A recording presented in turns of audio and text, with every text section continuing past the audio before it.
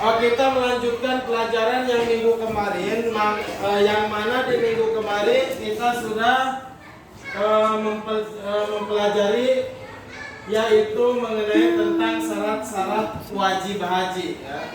Nah, di sini dalam pelaksanaan ibadah haji ini ada syarat-syarat yang harus dipenuhi bagi orang yang mau melaksanakan ibadah haji. Yang pertama syaratnya yaitu Islam. Tentu hanya orang Islamlah yang boleh untuk melaksanakan ibadah haji. Selain orang Islam itu tidak boleh melaksanakan ibadah haji. Berakal sehat. Tentu orang yang berakal sehatlah yang boleh untuk melaksanakan ibadah haji. Orang gila tidak boleh melaksanakan ibadah haji. Boleh tidak orang gila melaksanakan ibadah haji? Tidak. Boleh, tetapi kalau sudah sembuh dari gila, kalau masih gila tidak boleh melaksanakan ibadah haji. Tapi kalau sudah sembuh dari gilanya, maka itu boleh untuk melaksanakan ibadah haji. Tentu syarat yang ketiga yaitu orang yang mau melaksanakan ibadah haji itu harus orang yang sudah balik atau orang yang sudah memenuhi syarat. Sehingga anak kecil tidak berkewajiban menunaikan ibadah haji. Jadi yang dimaksud dengan balik di sini berarti orang yang sudah dewasa atau orang yang sudah memenuhi syarat. Nah, sehingga bagi anak kecil itu tidak diwajibkan untuk melaksanakan ibadah haji. Tapi boleh tidak bagi anak kecil melaksanakan ibadah haji? Tentu anak kecil boleh untuk melaksanakan ibadah haji, namun hajinya tidak sah. Kenapa disebut tidak sah? Karena anak kecil itu belum balik. Sedangkan syarat untuk melaksanakan ibadah haji itu harus yang balik. Terus lantas bagaimana Pak? Anak kecil sekarang ikut melaksanakan ibadah haji. Sedangkan dikategorikan ketika anak kecil itu ikut melaksanakan ibadah haji, maka hajinya tidak sah. Kumaha lamun hayang sah? Berarti harus mengulang lagi ketika anak tersebut sudah balik. Ya. Jadi wayahna lamun ti ayeuna melaksanakan ibadah haji anak kecil, berarti nanti ketika dewasa itu harus menunaikan lagi ibadah haji. Kenapa harus demikian? Karena syarat untuk melaksanakan ibadah haji adalah harus orang yang sudah merdeka. Ya, kemarin sudah disampaikan bahwa maksud merdeka di sini bukan kemerdekaan Republik Indonesia atau Amerika. Maksud merdeka di sini hamba saya itu siapa? Budak. Kalau zaman dulu mah disebutnya budak itu kumanya mirip-mirip Kak pembantu. Mirip-mirip Kak pembantu tapi lain pembantu. Kalau budak itu bisa dimiliki seperti halnya siapa? Budak yang dibebaskan. Bilal bin budak yang dibebaskan. Nah, ketika hamba saya sudah merdeka, sudah dibebaskan dari tuannya, maka itu boleh untuk melaksanakan ibadah haji. Tapi kalau belum merdeka, belum dibebaskan oleh tuannya, maka belum boleh untuk melaksanakan ibadah haji. Terus mampu di sini apa? Mampu segala-galanya, mempunyai bekal ketika berangkat. Terus anak istri tercukupi ketika selama kita melaksanakan ibadah haji. Dan ketika sesudah pulang melaksanakan ibadah haji pun orang yang di rumah itu tetap harus tercukupi. Jadi jangan sampai seperti ini. Kita melaksanakan ibadah haji, pergi melaksanakan ibadah haji, tapi setelah pulang melaksanakan ibadah haji kita tidak punya sawah, tidak punya padi, tidak punya beras untuk makan. Nah, itu berarti belum dikategorikan dikategorikan mampu. Kenapa belum dikategorikan mampu? Karena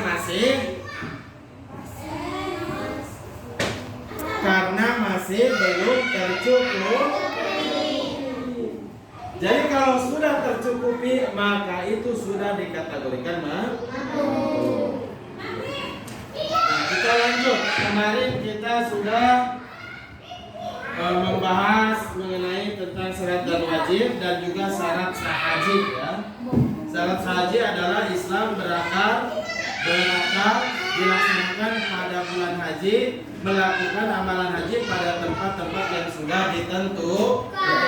Tentu syarat sah pokok utama untuk melaksanakan haji tadi udah dijelaskan bahwa harus orang Islam, harus orang yang berakal, bukan orang gila. Terus yang ketiga dilaksanakan pada bulan haji. Tentu karena ibadah haji itu dilaksanakannya dalam 1 tahun itu hanya 1 kali ya. Hanya 1 kali, itu berarti kita tidak bisa melaksanakan ibadah haji selain di bulan-bulan haji. Contoh, pada bulan sekarang, bulan Muharram, misalkan bulan Muharram, saya mau pergi melaksanakan, saya mau pergi ke Arab Saudi. Saya di sana mengunjungi Arafah, wukuf di Arafah, mengunjungi Mina, tawaf melaksanakan tawaf di Masjidil Haram. Saya berwukuf di Mekah, di Arafah, diam di Arafah. Tapi diamnya di Arafah bukan pas tanggal 9 Zulhijjah, melainkan diamnya di Arafah itu pas bulan Muharram. Apakah itu dikategorikan wukuf? Tidak, karena waktu berwukuf itu adalah pas tanggal 9 Zulhijjah. Jadi dan juga yang terakhir yaitu melakukan amalan haji pada tempat-tempat yang telah ditentukan. Kita melaksanakan rukun haji di Arafah, berarti kita harus berdiam di Arafah. Jangan sampai kita keluar dari lingkungan Arafah. Kenapa? Karena kalau di sana itu ketika kita melaksanakan ibadah haji, kita berwukuf di Arafah, itu nanti ada batasan-batasannya. Kalau kita keluar dari batasan Arafah, maka itu kita tidak sah untuk berwukuf di Arafah. Jadi kita itu harus menentukan ini tempat Arafah, ini batasan Arafah itu di sini, ya. Jadi kita jangan sampai keluar dari batasan-batasan yang sudah ditentukan.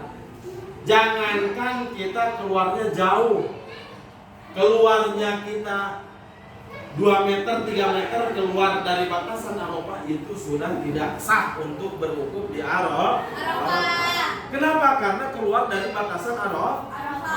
Sedangkan Arafah di sini ini termasuk kepada bagian dari rukun haji. Yang mana dalam rangkaian rukun haji yaitu suatu perbuatan yang mana bila tidak dilakukan dapat menyebabkan hajinya tidak sah dan tidak boleh diganti dengan ini di sini bahaya sekali.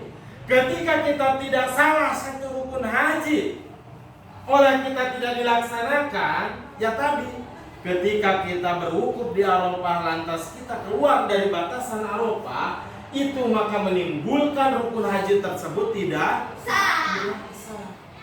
Sedangkan yang namanya rukun haji itu tidak boleh diganti oleh dam atau dan beda dengan wajib haji.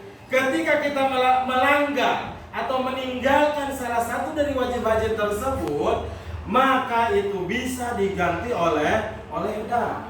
Tapi kalau kita meninggalkan salah satu dari rukun haji tersebut, maka itu tidak bisa diganti oleh dam dan menyebabkan melaksanakan ibadah haji tersebut tidak sah. Nah, di sini kita harus tahu ya. Nah, ini kembali kepada rukun-rukun haji. Yang pertama yaitu ihram dengan memasuki ibadah haji. Tentu ketika kita mau suatu melaksanakan ibadah, maka itu harus dengan niat.